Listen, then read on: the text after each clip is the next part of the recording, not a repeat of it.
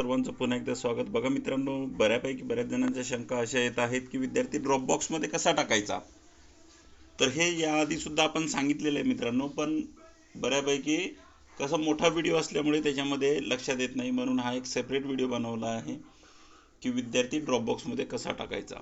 बघा, विद्यार्थी जेव्हा आपण प्रोग्रेशन करतो, मुलांचं प्रोग्रेशन जेव्हा आपण स्टुडंट मुवमेंट मधून करतो, okay, student movement and progression मधून जेव्हा आपण प्रोग्रेशन करतो बघा, तेव्हा त्या विद्यार्थ्याला दोन गोष्टीमध्ये आपण पुढे ढकलत असतो. एक तर स्टडिंग इन सेम स्कूल आणि लेफ्ट स्कूल विथ टीसी. ठीक आहे. तर क्लास वाईज समजा एखादी विद्यार्थी तुमच्या इथून शाळा सोडून गेला असेल, तर त्या विद्यार्थ्याला आता ड्रॉप बॉक्स मध्ये कसं टाकायचं, तर ते या ठिकाणी मी तुम्हाला सांगत आहे. तर इथे बघा, विद्यार्थ्यांची लिस्ट असते, त्याच्या पुढे ना आपण प्रमोशन ऑलरेडी केलेलं आहे त्या विद्यार्थ्याचं, त्या क्लासमध्ये त्याला ठेवलेलं आहे.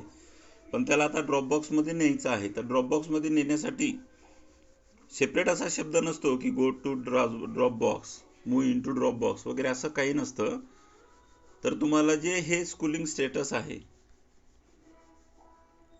हे बघा, स्कूलिंग स्टेटस जे आहे स्टडिंग इन सेम स्कूलचं, हे स्टेटस तुम्हाला बदलायचं आहे. हे स्टेटस तुम्ही लेफ्ट स्कूल विथ टीसी केलं की झालं, तो विद्यार्थी कुठे जातो, ड्रॉप बॉक्सला जातो. ठीक आहे. म्हणजे तो तुमच्या पटावर दिसत नाही, तो ड्रॉप बॉक्सला विद्यार्थी जातो. तर त्यासाठी इथे करेक्शन असते बघा, इथे करेक्शनला जायचं.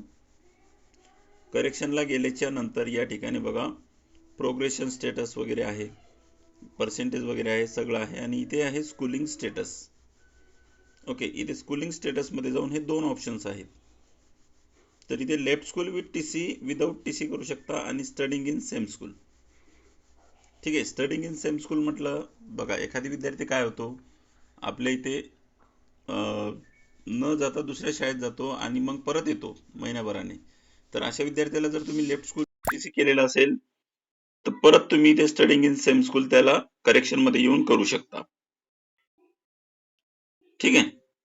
तर इथे लेफ्ट स्कूल विथ टीसी करा आणि इथे अपडेट करा.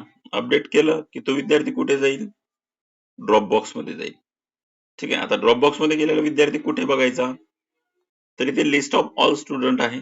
या लिस्ट ऑफ ऑल स्टुडंट मध्ये जाऊन या ठिकाणी ड्रॉप बॉक्स स्टुडंट याच्यामध्ये जायचं. ठीक आहे. ड्रॉप बॉक्स स्टुडंट्स मध्ये गेल्याच्या नंतर, म्हणजे ड्रॉप बॉक्स मध्ये गेला म्हणजे पुढच्या शाळेला तो घेण्यास त्याला परमिशन असते. ठीक आहे. बघा, ड्रॉप बॉक्स इथे due to progression TC active for import status not known. तर अशा पद्धतीने तो ड्रॉप बॉक्स मध्ये जातो. ठीक आहे. तर ड्रॉप बॉक्स मध्ये कशा पद्धतीने विद्यार्थ्याला न्यायचंय ते आपण दाखवलेलं आहे. जर चॅनलवर नवीन असाल तर सबस्क्राईब करा, व्हिडिओला लाईक करायला विसरू नका. चला, भेटूया नेक्स्ट व्हिडिओ मध्ये.